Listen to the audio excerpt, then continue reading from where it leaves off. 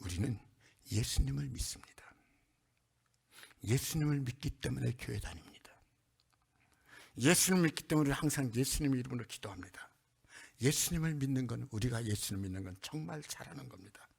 하지만 사랑하는 성도 여러분, 예수님 그분이 얼마나 엄청난 보물인지에 관해서 눈을 뜨는 것이 먼저라는 생각을 가져보지 않으시겠습니까?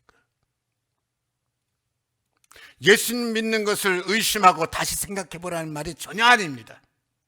내가 믿는 예수님, 그분이 얼마나 엄청난 분인지, 얼마나 엄청난 보물인지 눈이 먼저 열리면 우리가 그분을 믿고 따르는 행위나 믿음 자체가, 그 자세나 마음까지 모든 것이 다 달라질 수 있다라는 말입니다.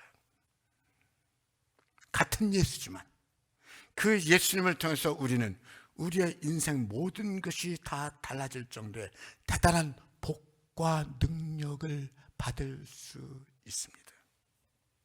예수는 그분이 얼마나 대단한 보물인지 알므로 말미암음입니다. 주님은 오늘 말씀에서 말씀하십니다. 밭에 보물이 감춰진 것을 발견한 농부는 가서 자기의 모든 소유를 다 팔아서 그 밭을 사들라는 것입니다. 왜요? 보물이니까. 내가 가지고 있는 모든 소유를 다 주고서라도 그 보물에 내 인생을 거는 것이 잘하는 것임을 알기 때문에, 심지어 자기가 살던 집이라도 파는 거예요. 아니, 돈이 조금 모자라 저녁 먹어야 될 쌀, 남은 쌀, 그 쌀까지라도 팔아서 돈을 만들어 가지고 그 밭 사는 거요. 그 밭 사는 거요. 왜요? 보물이니까. 남는 장사니까. 예수 믿는 사람들은 예수를 제대로 믿으면 박애주의자도 되기도 하고 순교자가 되기도 하고 세상에 가장 착하고 선한 사람이 될 수도 있습니다. 그리고 많은 믿음의 선배들이 그렇게 살아왔습니다. 맞습니다. 하지만 우리는 조금 달리 생각해 볼 필요 있습니다. 우리 예수 믿는 사람은 그저 단순한 예수 잘 믿으면 박애주의자가 되고 목숨 내놓는 순교도 할 수 있고, 아닙니다. 할 수 있습니다. 할 수 있는데 할 수 있는 그냥 단순한 박애자가 되는 것이 아니라 예수 안에 있는 그 엄청난 보물을 제대로 발견한 사람들이기 때문에 다른 것 다 내려놓을 수 있는 겁니다. 부활의 생명을 발견했기 때문에 이 땅에서 순교당해도 아멘 할 수 있는 겁니다. 단순한 박애주의를 넘어서 엄청난 보물을 예수 안에서 발견했기 때문에 세상 것 다 내려놓고 착하게 살아도 세상 것 다 가진 사람보다 더 많은 것을 가졌다는 것을 알기 때문입니다. 우리는 예수라는 보물에 대해서 눈이 제대로 떠지기를 원합니다. 예수라는 보물이 엄청난 것을 알고 입을 크게 벌리고선 다물어지지 않을 정도로 와, 대박이다. 예수님 때문에 내 인생이 진짜 변화되고 진짜 은혜 충만하고, 할렐루야. 세상에 돈을 많이 가진 사람이 부자입니까? 아닙니다. 예수가 얼마나 보물인지 모르니까 그런 소리 합니다. 진짜 부자는 예수가 엄청난 보물이라는 것을 알고 그 예수님 붙잡는 사람이 진짜 부자입니다. 백만장자가 되는 것보다 더 귀한 것이 인생 승리하는 것입니다. 예수라는 보배가 여러분들의 인생을 승리자로 만들어줄 줄을 확실히 믿으시기를 축복합니다. 아멘. 아버지 하나님 고맙습니다.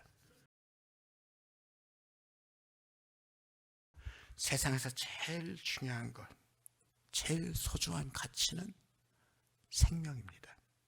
살아있는 겁니다. 생명보다 더 소중한 가치는 세상에 없다라는 말입니다. 이 말은 또한 비슷하게 생명을 살리는 것보다 귀한 일이 없습니다. 생명을 살리는 건 정말 귀한 일입니다. 요한복음 20장에서는 요한복음이라는 성경책뿐만 아니라 전체 성경을 기록한 이유를 설명을 합니다. 예수님께서 십자가에 못 박혀 죽으시고 부활하신 날, 그날 저녁에 제자들 몰래 숨어있는 그 자리에 부활하신 예수님이 오셨습니다. 제자들 다 반갑게 만났습니다. 그런데 하필이면 그 자리에 도마라는 제자가 그 자리에 있지 않았습니다. 다음날 제자들이 도마를 만나가지고 얼마나 반가워하면서 예수님 부활하신 거 맞다. 어쩌네 우리 모였을 적에 부활하신 예수님 오셨었다. 도마가 안 믿는 거예요. 나는 너희처럼 그렇게 쉽게 믿지 않겠다. 예수님 손에 못자국에 그 손에 내 손가락을 한번 후벼보고 허리 창자국 내 손 가서 넣어서 한번 만져보고 그러고 난 다음에 믿겠다. 그러고서 8일이 지났어요. 8일이 지난 뒤에 그날 저녁에는 도마도 제자들과 같이 있는 그 자리에 부활하신 예수님이 오셨어요. 이리 와서 내 손가락으로 내 손의 못자국을 확인해보고 내 손을 내 허리치면에서 내 허리에 장자국을 만져봐라. 도마가 자기 한 말 그대로 주님께서 말씀하시니까 즐겁을 하는 거예요. 놀라가지고 주여 내가 믿나이다. 내가 본고로 믿느냐? 보지 못하고 믿는 자들은 더 복되도다. 그러면서 거기까지 얘기하고서 요한은 이 요한복음을 기록한 이유를 거기다 이렇게 설명을 해요. 예수께서 하신 일을 다 기록하면 온 땅이라도 두기에 부족하겠거든. 이것을 기록한 이유는 예수께서 하나님의 아들이심을 너희로 믿게 하려 하며. 그래서 이 요한복음을 읽어보면 아무리 믿음이 없는 사람이라고 할지라도 아무리 도마처럼 못 믿는다고 팔팔 뛰는 사람일지라도 예수님 그분이 하나님의 아들이신 것을 믿을 수밖에 없다. 인정할 수밖에 없다. 하나님께서 그 아들을 이 땅에 보내신 이유가 뭐냐? 살리기 위해서입니다. 그러므로 주님의 십자가에는 살리는 능력이 있습니다. 십자가에서 주님의 생명을 내게 주셨기 때문입니다. 주님께서 나를 살리려고 고난당하고 죽임당하시면서 생명의 값을 치르셨기 때문에 그 십자가는 더 이상 고난의 십자가가 아니라 죽이는 십자가가 아니라 살리는 십자가, 나를 건지는 십자가인 것을 믿으시기를 축복합니다. 사랑하는 성도 여러분, 세상 살면서 힘들다고 낙심하지 말고 주님이 당신의 생명까지 바치며 내게 살리려고 달리신 그 십자가 붙드시기를 축복합니다. 십자가 붙들면 내 인생 희망으로 바뀌는 것을 믿으시기 바랍니다. 십자가 붙들면 내가 인생 아무리 잘못 살았고 죄악되게 살았어도 그 십자가에 설리신 주님의 보혈로 씻어주시고 십자가에서 주신 생명을 내게 주시는 것을 믿으시기를 축복합니다. 예수님께서 십자가에서 우리에게 주신 생명은 하나님의 아들의 생명이에요. 영생하는 생명이에요. 그러므로 이 생명을 받은 사람은 죽어도 살고 그래서 예수 믿는 사람은 진짜 생명, 하나님 나라의 생명을 받는 거예요. 진짜 살리는 십자가라는 얘기예요. 여러분들이 그 복을 다 받고 이전 것은 지나갔으니 보라 새 것이 되었도다. 이 새 것이 되어지는 이 은혜가 뛰어서 사는, 감사하면서 사는, 행복하면서 사는 여러분 모두 되시기를 축복합니다. 아버지 하나님 고맙습니다.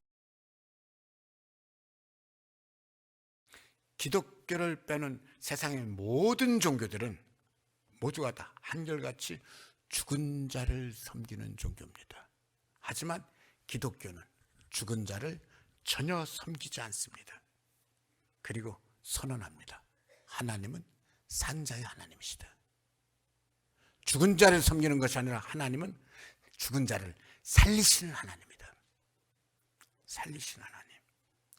기독교는 세상의 모든 종교들처럼 죽음 앞에서 포기하는 종교가 아니라 죽은 자의 부활을 선포하는 종교입니다. 죽음 앞에서 모든 것이 끝나는 종교가 아니라, 그러면서 죽음을 미화시키는 종교가 아니라 죽은 자를 살리는 능력이 하나님께 있다라는 말입니다. 다른 종교들은 서로 천국을 말하고 내세를 말하더라도 거긴 죽은 자가 가는 곳입니다. 그러나 우리 기독교의 천국은 죽은 자 가는 곳이 아니라 죽은 자가 부활해서 산 자가 가는 곳입니다. 예수님의 일대기를 기록한 마태, 마가, 누가, 요한 4개 복음서는 모두가 부활 사건을 기록하고 있습니다. 그런데 4개 복음서 아무리 읽어봐도 예수님의 부활이란 이런 뜻이 있다, 이런 의미가 있다, 이런 교훈이 있다라는 말은 4개 복음서 아무 데도 없습니다. 단지 요한복음에는 예수님의 부활 사건을 기록한 이유, 부활 사건의 의미가 아니라 부활 사건을 기록한 이유를 달아놨습니다. 요한복음 20장 30절에 이렇게 기록합니다. 예수께서 제자들 앞에서 이 책에 기록되지 아니한 다른 표적도 많이 행하셨으나 오직 이것을 기록하면 너희로 예수께서 하나님의 아들 그리스도심을 믿게 하려 하며 또 너희로 믿고 그 이름을 힘입어 생명을 얻게 하려 함이니라. 즉 복음서에서 말하는 것 딱 한 가지밖에 없습니다. 예수님은 우리 삶의 현장, 역사의 현장에서 실제로 부활하셨다. 그냥 이 이야기를 하는 겁니다. 실제 일어나는 사건, 예수 그리스도의 실제 사건 속에서 하나님께서 우리에게 주시고자 하는 것은 절대적 진짜 진리를 주시기를 원하는 것입니다. 죽은 자의 부활이 실제 일어난 사건이다. 있을 수 없는 말입니다. 문제는 있을 수 없는 그 사건이 그럼에도 불구하고 실제로 일어났다라는 것입니다. 복음서 기자들은 바로 그 말을 하는 것입니다. 있을 수 없는 예수님께서 다시 살아나시는 사건이 실제로 일어났었다. 세상의 모든 종교들은 죽음을 이길 수 있는 권세를 가지지 못했기 때문에 죽은 자를 숭배하지만 우리 하나님은 죽음의 권세를 이기시는 생명의 주인이십니다. 예수님을 죽은 자 가운데 살리신 하나님은 이 사건을 통해서 아주 진짜 중요한 진리를 선언하고 계시는데 그 진리는 뭡니까? 누구든지 예수를 믿으면서 예수 안에 있으면 예수님을 죽은 자 가운데 살리신 하나님께서 그도 살리신다. 죽음의 권세를 깨뜨리고 승리하신 예수님 안에 있는 생명을 오늘날 예수님을 믿는 자에게 하나님 그에게도 그 생명을 주신다. 예수님 부활 사건은 바로 나를 향해서 주신 하나님의 생명의 복이에요. 붙잡는 사람은 예수 안에 있는 그 생명 나도 받을 줄 믿습니다. 사랑하는 성도 여러분, 세상의 이치만 붙잡고 낙심하거나 주저앉지 말고 부활의 주님을 확실히 믿고 붙잡기를 축복합니다. 부활의 능력이 내게서 반드시 역사하실 줄 믿습니다. 역사의 현장에서 실제로 부활하신 부활의 주님은 내 삶의 현장에서 실제로 나를 도와주시고 나를 살리시고 내게 영생의 복을 주시고 은혜 주시고 세상 끝날까지 내 오른손 붙잡고 나와 함께 하시는 주님인 것을 믿습니다. 아멘. 아버지 하나님 고맙습니다. 코로나가 위험도가 많이 낮아져서 특별하게 다른 질병 기저질환이 있는 사람이 아니면 며칠 고생하고 나면 좋아진다고 합니다마는 반드시 그런 것도 아니고 고생하신 분도 있고 아직도 그거 걸려가지고 죽는 분도 있고 그래도 이제는 사회적으로 모든 빗장을 푸는 추세입니다. 하지만 아직도 많은 분들이 활동을 겁먹고 있습니다. 그리고 아직도 정상적인 생활로 돌아오려면 좀 더 시간이 걸릴 것 같습니다. 오히려 당황스러워요. 이걸 나가야 될지 말아야 될지, 오히려 더 어떻게 해야 될지를 모르는 상황이에요. 하지만 저는 이 모든 것은 세상적인 것, 사회적인 거고, 이 상황에서 주의 종인 저로서는 영적으로 무엇을 어떻게 해야 되는지 하나님 앞에 해답을 얻어야 되겠다라는 생각을 갖는 거예요. 그냥 아무 생각 없이 코로나 있기 이전처럼 일상의 생활로 돌아가기에는 그동안의 충격이 너무 컸어요. 그래서 하나님 앞에 이 시국에 심각하게 고민을 하는 것이 맞다. 어떻게 해야 될까? 이에 대해서 성경에서 찾아볼 수 있는 것이 다니엘서입니다. 남왕국 유다는 망해서 바벨론의 포로로 끌려갔습니다. 바벨론의 포로로 끌려가는 거기서 그 포로들을 향해서 희망의 예언을 하는 예언자가 있었으니 그가 바로 예레미야입니다. 예레미야가 이렇게 예언합니다. 내가 바벨론에 끌려가거든 바벨론에 가서 시집가고 장가가고 집 짓고 농사 짓고 열심히 살아라. 70년이 지나면 내가 회복시켜 줄 거다. 다니엘이 어느 날 성경을 읽고 예레미야서를 읽다가 그 구절을 봅니다. 70년이 지나 회복시켜 주시라 하신 이 말씀을 딱 읽으면서 보니까 70년이 찼네. 그런데 그걸 보고 다니엘은 통곡을 하고 우는 거예요. 약속한 70년이 다 됐는데 좋아해야 될 거 아니에요? 아니었어요. 다니엘이 보니까는 70년 전 나라 망할 때랑 상황이 똑같은 거예요. 다니엘이 너무 속이 상한 거예요. 이걸 어떻게 하면 좋습니까? 이 시대 사람들은요, 기도는 필요 없고요, 기도는 안 해도 되고요, 그냥 70년이 됐으니 유다 땅으로 가자! 가려고만 합니다. 이제 코로나 끝났으니까 해방됐다, 다시 일상 회복하자! 안 됩니다.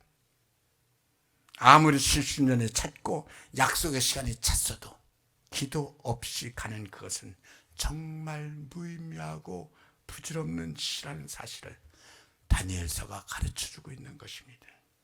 하나님 앞에서 다니엘은 이 문제를 가지고 기도합니다. 응답의 천사 가브리엘이 다니엘에게 와서 하는 말입니다. 은총을 받은 사람 너 다니엘아, 너 기도하던 첫날부터 하나님께서 응답하셨다. 여러분, 이 말씀을 여러분들이 받으시기를 바랍니다. 중요한 것은 무엇을 하느냐 하지 않느냐가 중요한 게 아닙니다. 사람들 모이는 대로 가느냐, 모이는 대로 가지 말아야 되느냐, 나가야 되느냐, 들어와야 되느냐, 말을 해야 되느냐, 말을 하지 않느냐, 그게 중요한 것이 아닙니다. 우리요, 하나님을 회복해야 됩니다. 은총을 받은 사람도 다니엘아, 그러면서 그다음 이렇게 말합니다. 내가 내게 이르는 말을 깨닫고 일어서라. 하나님을 깨닫고 일어서는 인생 되는 우리 성도들 되시기를 축복합니다. 예수님 붙잡고 하나님 붙잡고 일어나셔가지고 다시 한번 하나님 신 은혜로 승리하는 인생 사시기를, 승리하는 성도 되시기를 축복합니다. 아버지 하나님 고맙습니다. 아방은 이 하나님의 택한 백성 이스라엘의 왕이 돼가지고는 이스라엘 백성에게 하나님 잘 믿게 하는 것이 아니라 하나님을 믿지 못하게 하고 바알신 우상신을 섬기게 했습니다. 그냥 하나님을 못 믿게 하는 것뿐이 아니라 하나님의 종 선지자들을 몽땅 잡아서 다 칼로 죽여버렸습니다. 하나님이 너무 속상하셨습니다. 그래서 선지자 엘리야로 하여금 비가 오지 않는다라는 극단적인 재앙의 예언을 내리게 됩니다. 그렇게 3년 반이 지났을 때 엘리야는 아방 앞에 나타나서 아방에게 내기를 하자고 제안합니다. 바알 신이 진짜 신이냐, 여호와 하나님이 진짜 신이냐? 저들 850명의 선지자들이 하루 종일 자기들 방식대로 바알신 아세라신에게 부르짖어 기도하는데 우상 숭배, 우상신이 어떻게 하늘에서 불이 내릴 수 있겠어요? 해질 때쯤 해가지고 엘리야가 나와서 하나님 앞에 기도했더니 한 번의 기도로 하늘에서 불이 내려서 제단의 모든 것을 다 불살르고 제단 주변에 부었던 물까지 깨끗이 핥더라는 거죠. 이른 아침부터 그 자리에 모여서 지켜왔던 모든 백성들이 그 자리에 두려워서 엎드려서 소리 지릅니다. 여호와 하나님이 진짜 신입니다. 여호와 하나님이 진짜 신입니다. 이때처럼 엘리야가 행복한 적은 아마 세상에 없었을 겁니다. 그렇게 행복했는데 이 행복하고 좋아한 것이 그렇게 오래가질 않았습니다. 왕비 이세벨로부터 들려오는 소식이 있습니다. 엘리야의 목숨을 찾아서 저 바알신 선자들 죽인 것 원수 갚아서 엘리야를 칼로 죽이겠다라는 거예요.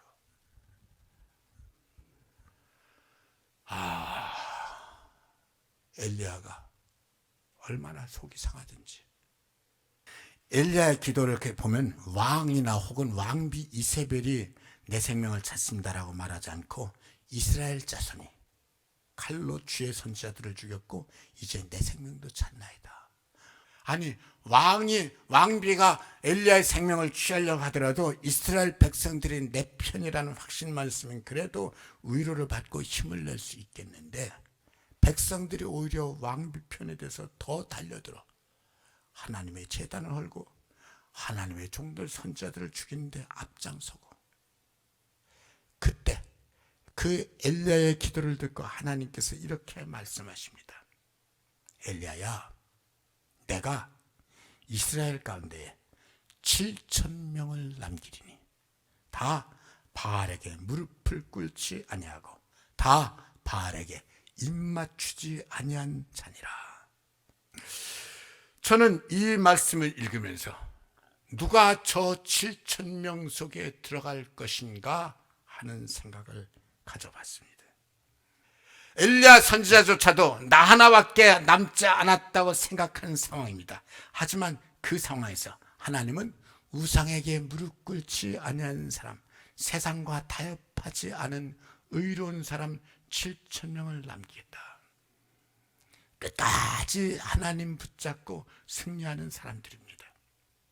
불의에 끌려다니지 않는 정결한 사람입니다.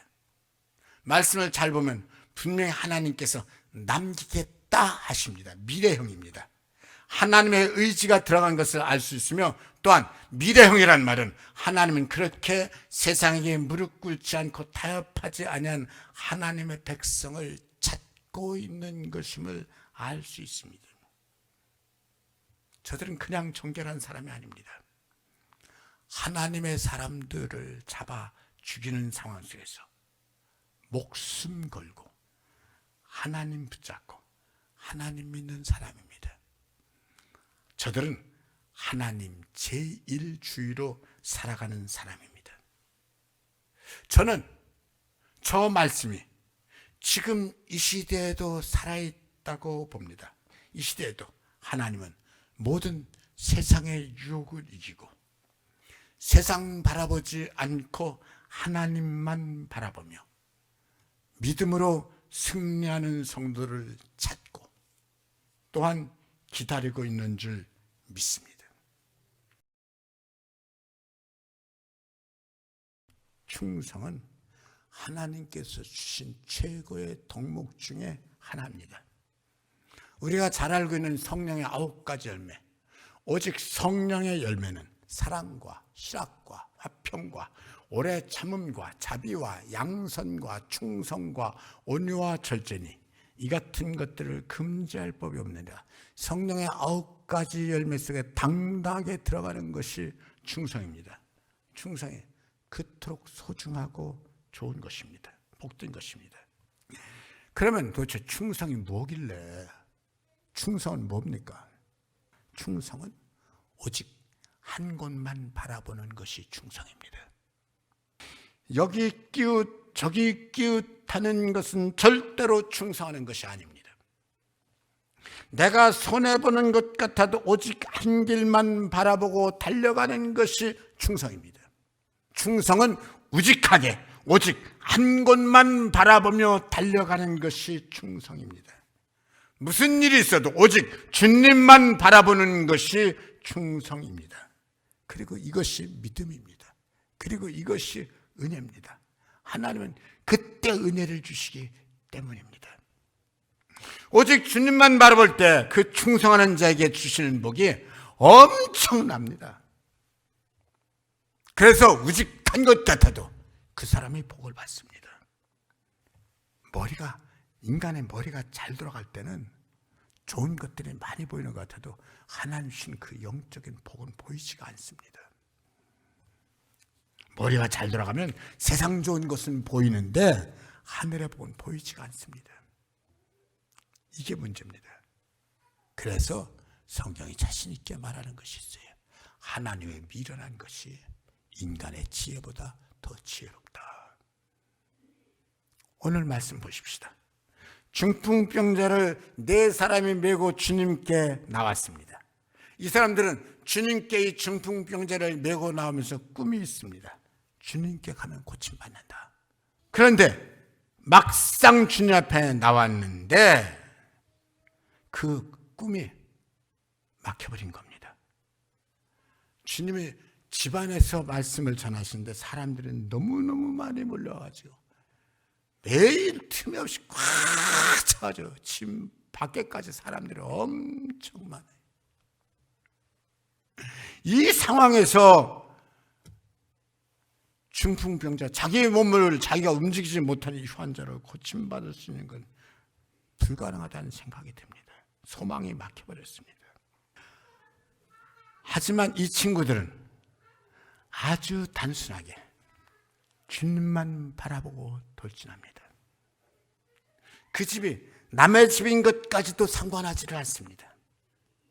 그 집 지붕을 뚫고 밀어붙인 겁니다. 오직 주님 외에는 다른 것, 그 어떤 것도 생각하지 않고 바라보지도 않습니다. 그냥 밀어붙입니다. 중풍병자를 메고 온 주님께 온 친구들이 주님만 바라보지 않고 주님만 의지하지 않고 여기 끼웃 저기 끼웃 했다고 할 것 같으면 그 환자는 절대 고침받는 것은 불가능했습니다. 저들은요, 남의 집 지붕인데도 불구하고 뜯어내는 거예요. 주님은요, 저들의 우직함을 보셨습니다. 그리고 인정하셨습니다. 성경 오늘 본 말씀 이렇게 기록합니다. 예수께서 그들의 믿음을 보시고 중풍병자에게 말씀하시기를 작은 자야 내 죄사함을 받았느니라. 그들의 믿음을 보시고 뭘? 우직하게 남의 집 지붕인데도 뜯어내는 걸. 이런 어떻게 남의 집 지붕을 뜯어내냐? 저런 몹쓸 사람들이 어딨나? 그러질 않으셨어요. 그 우직함을 주님은 믿음이라고 하셨어요. 사랑하는 성도 여러분, 우리가 주님 앞에 나오는 것은요, 머리 굴리기 위해서 나오는 것이 아닙니다. 내 마음을 드리고 내 마음에 주님 주시는 은혜를 채우는 겁니다. 주님 주시는 생명을 채우는 겁니다.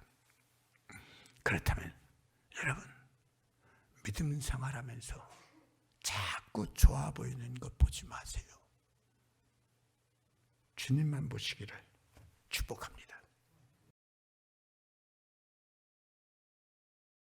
주께서, 오늘 본문 말씀입니다. 주께서 심지가 견고한 자를 평강하도록 지키시리니 이는 그가 주를 신람이니이다.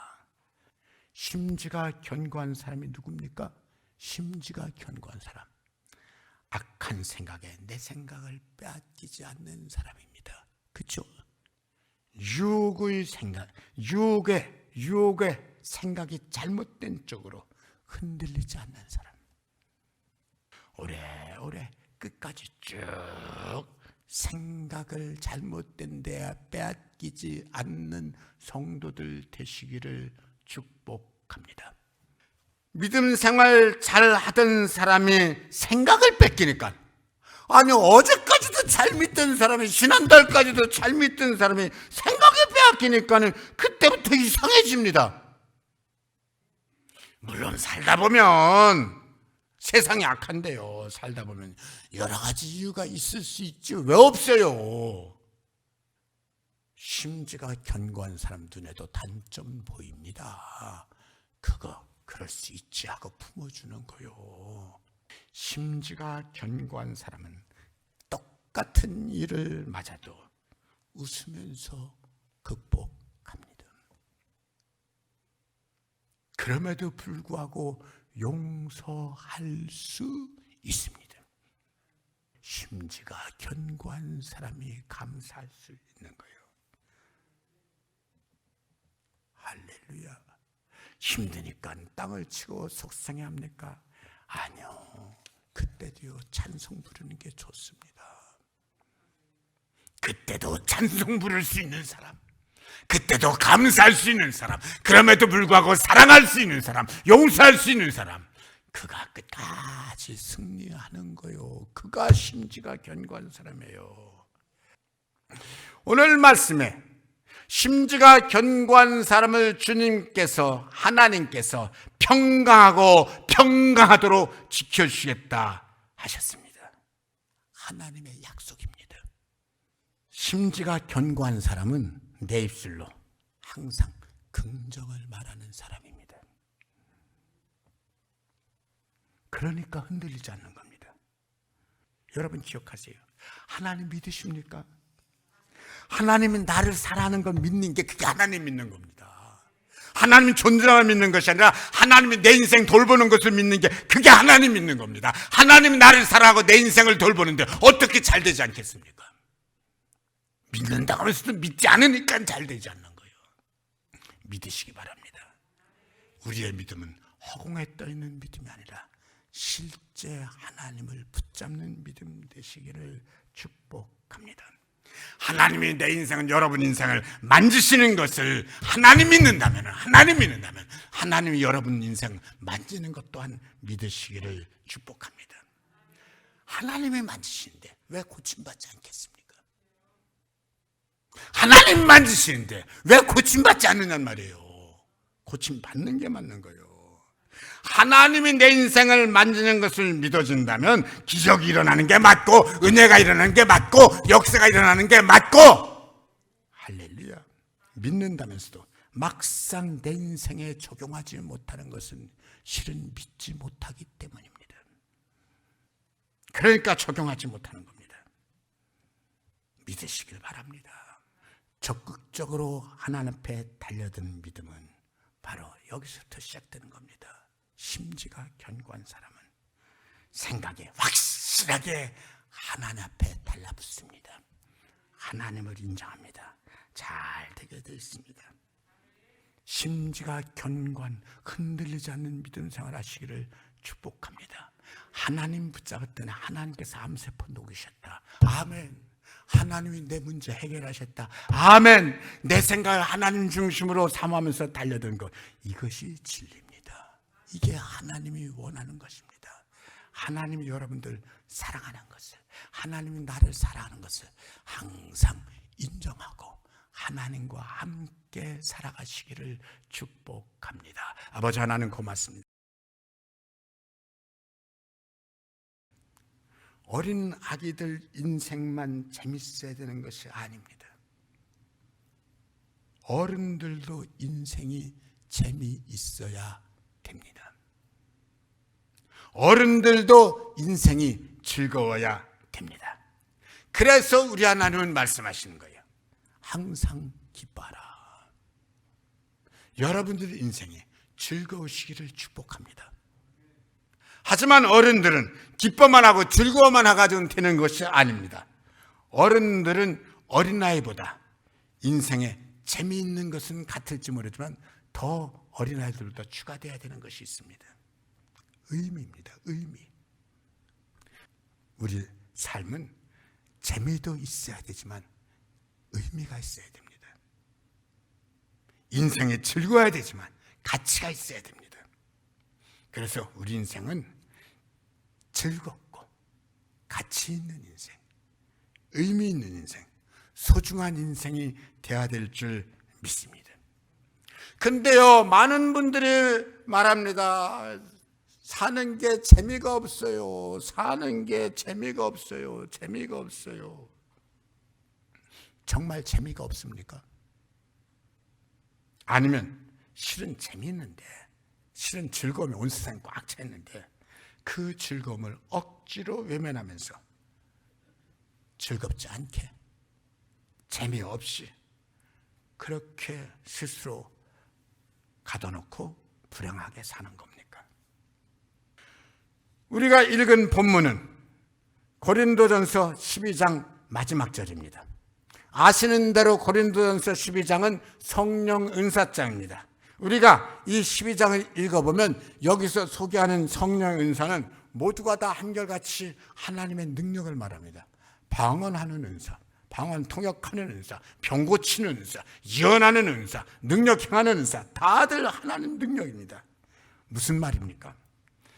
우리가요, 하나님 은혜 안에 들어오면 상상도 할 수 없을 정도의 능력 있는 인생을 우리는 살 수 있다.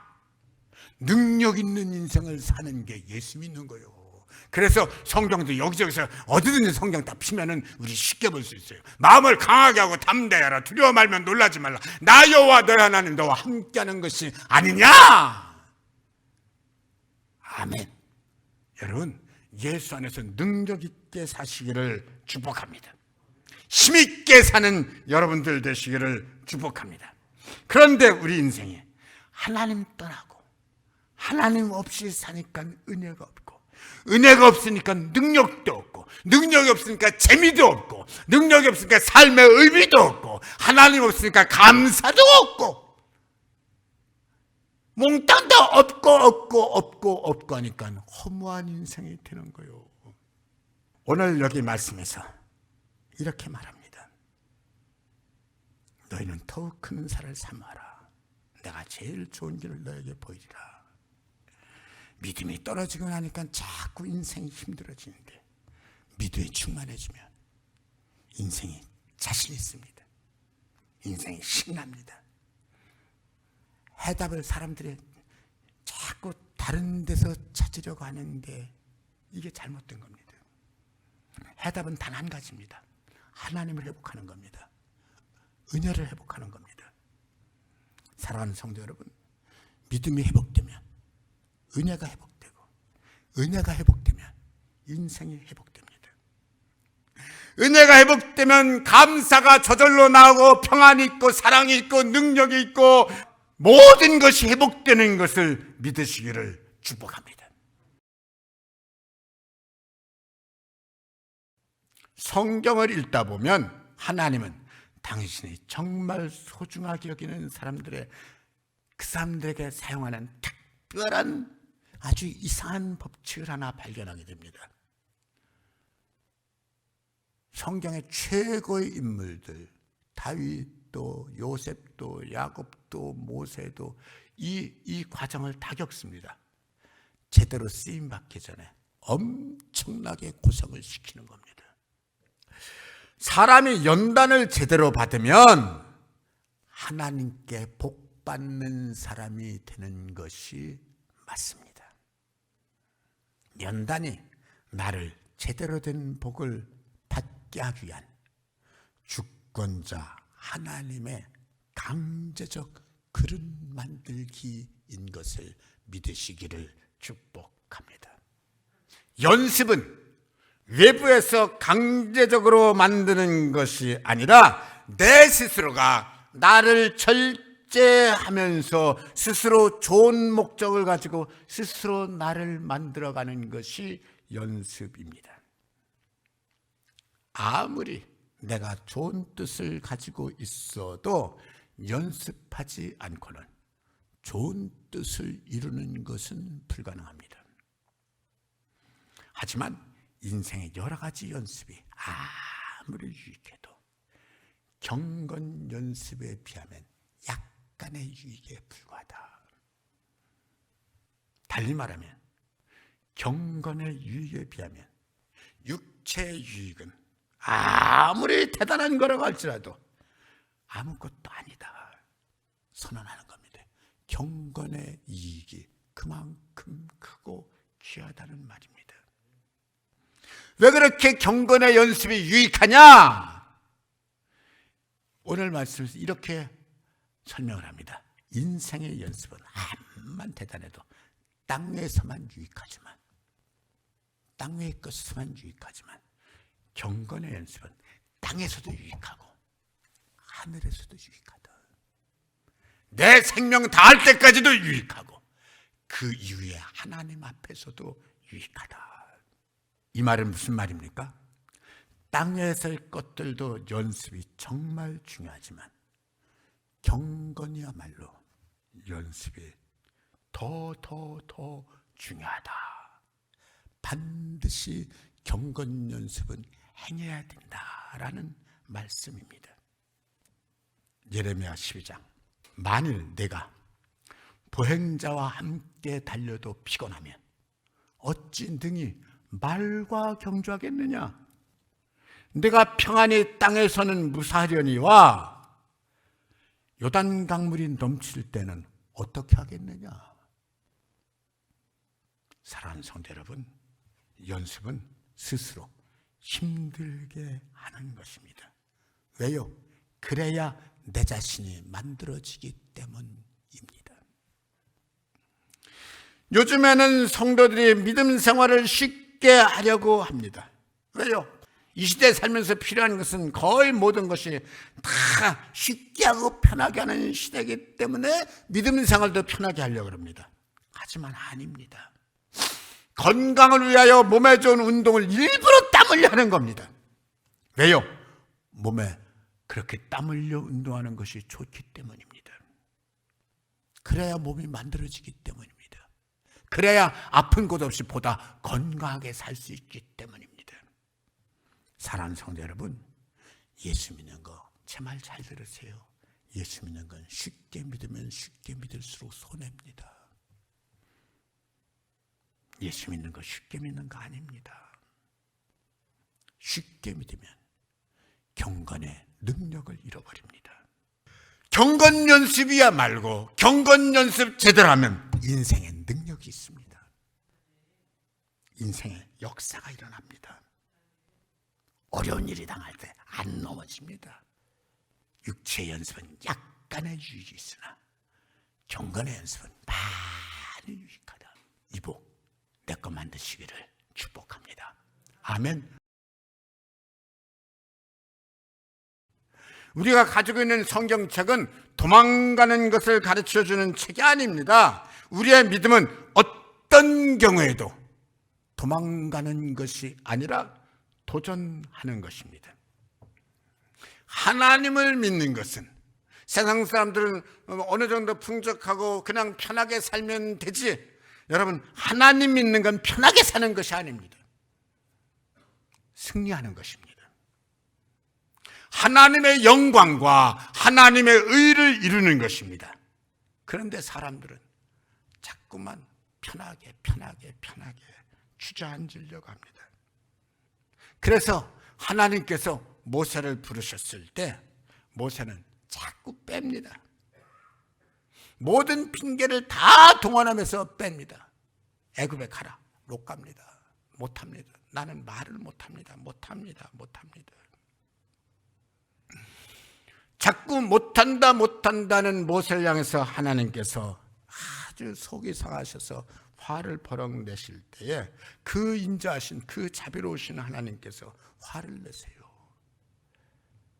하나님의 권위를 가지고 하나님의 자비하심을 가지고 그렇게 설득해도 모세가 버티니까는 하나님 속상하셔가지고 하나님께서 그렇게까지 밀어붙이니까 모세가 결국은 순종하죠.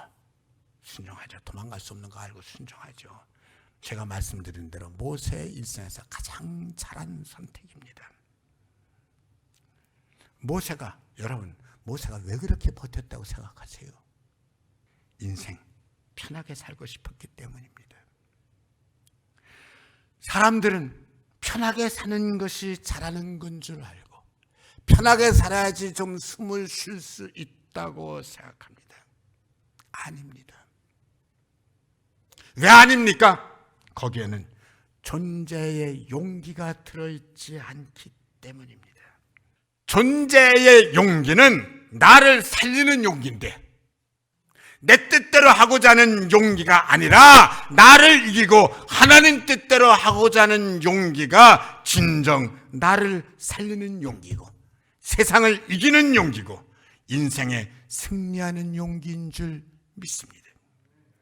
때로는 그렇게 용기를 내라는 것이 좋긴 하지만 너무너무 힘이 듭니다. 너무너무 힘이 들어서 주저앉습니다. 근데 그렇게 너무 힘이 들어서 주저앉을 때 자기 정당화가 나옵니다. 그럴 수밖에 없었다. 아닙니다. 이때야말로 자기를 정당화시키지 말고 그 힘드는데도 불구하고 하나님을 향해 용기를 내가지고 나아갈 수 있기를 원합니다. 그것이 진정한 용기입니다. 오늘 말씀은 이사야 선지자를 통해서 준 메시아 예언입니다. 메시아 예언의 핵심은 메시아 왕국입니다. 메시아 왕국, 하나님 나라. 오늘 말씀은 바로 이 메시아 왕국을 설명해 주는 말씀입니다. 여호와의 속량함을 받은 자들은 노래하고 돌아오되 시온에 이르러 그의 머리 위에 영영한 희락을 띠고 즐거움을 띠고 기쁨과 즐거움을 얻으리니 슬픔과 탄식이 사라지리로다. 너무너무 좋은 나라입니다. 하나님 나라 메시아 왕국은 인생을 승리한 자가 영원토록 복을 받는 나라입니다. 인생을 승리한 자가 영원한 기쁨과 즐거움으로 영영한 희락을 띠리니 그 즐거움으로 살아가는 나라입니다. 하나님 나라, 그 나라는 너무너무 좋은 나라인데 은혜 안에서 주신 그 나라는 굳세어라, 담대하라, 용기를 가진 사람들이 들어가는 곳입니다. 여기가 아멘 하셔도 되는 자리입니다. 그 나라는 누가 들어가냐? 의를 위해서, 선을 위해서 용기를 가지고 달려드는 자가 들어가는 나라인 줄 믿습니다.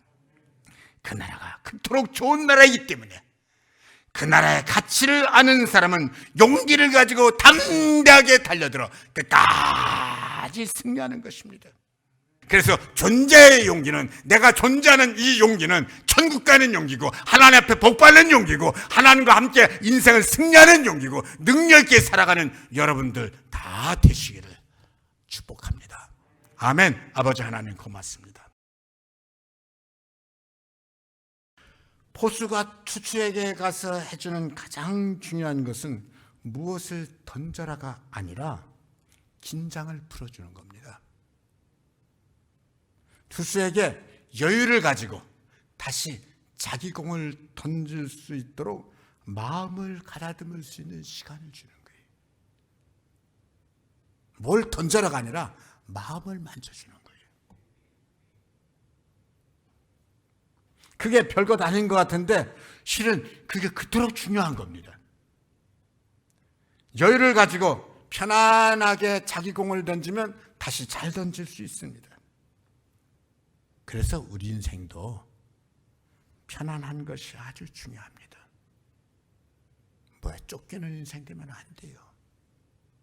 눌리는 인생 되면 안 됩니다.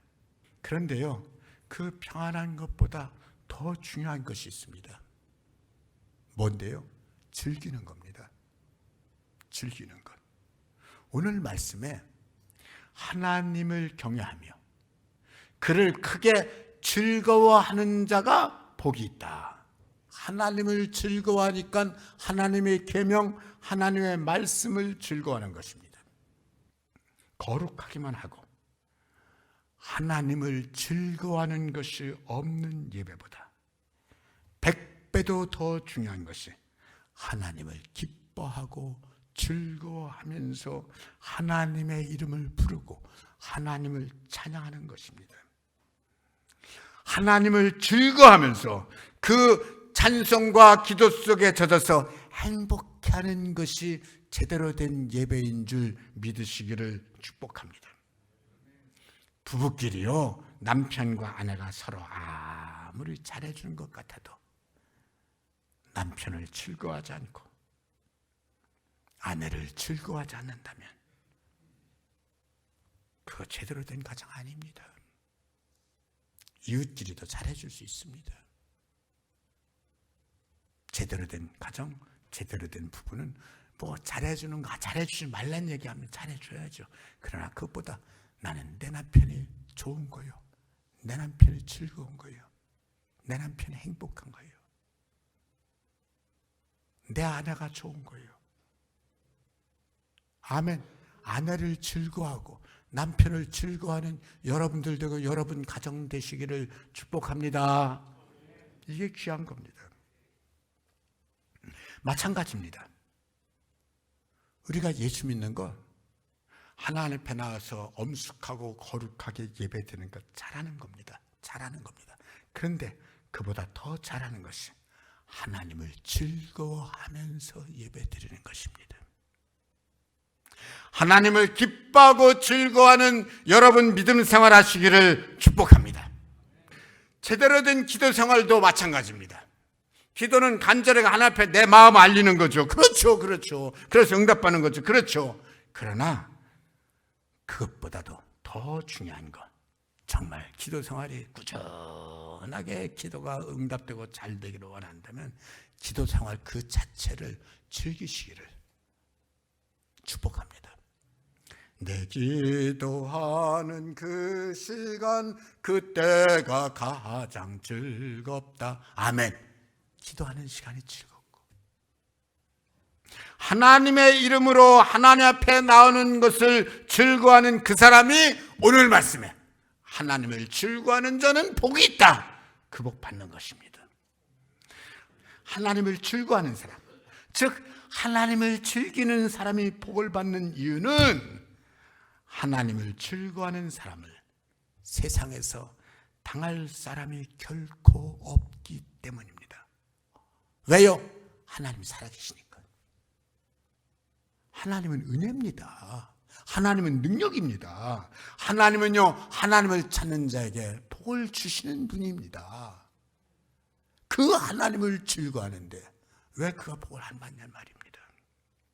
하나님을 즐거워하면서 여러분들의 모든 것이 오늘 본문 말씀대로 복이 되고 자손이 복받고 강성해지고 역사가 일어나는 여러분 다 되시기를 예수 이름으로 축복합니다. 아멘. 아버지 하나님 고맙습니다. 미국의 억만장자들이 은퇴 후에 모여서 사는 애리조나주에 있는 선밸리라는 도시입니다.